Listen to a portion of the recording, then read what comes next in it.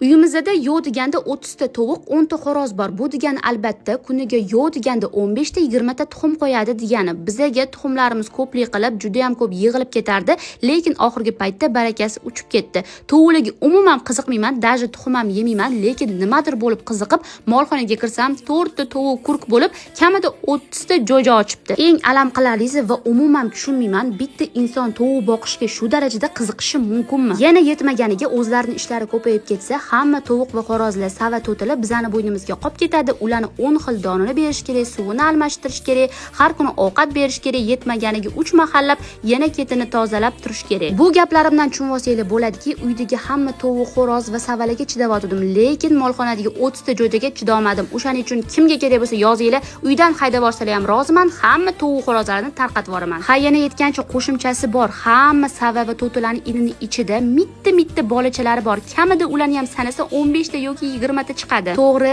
men hayvonlarni nima deydi boqishga qarshi emasman, lekin menga misol uchun molxonaga olib kelib ikkita buqani boylab qo'yib, uni pishqirtirib, semirtirib, keyin sotsa-yu yaxshigina pul qolsa yoqadi. Ichimdagi bor dardimni sizlar bilan bo'lishib oldim va orada 9 dan soat 1 gacha bo'lgan vaqtimni sizlar bilan bo'lishib o'tdim. Obedga ovqatlarni ham solib qo'ydim. Ko'rganinglarda yomon bo'lib ketgan tovan bilan kastrulkamni Bavi Super Achistitelda tozalab oqartirib yuvoldim. Bavini bemalol kiyim dog'lariga foydalansanglar ham bo'ladi.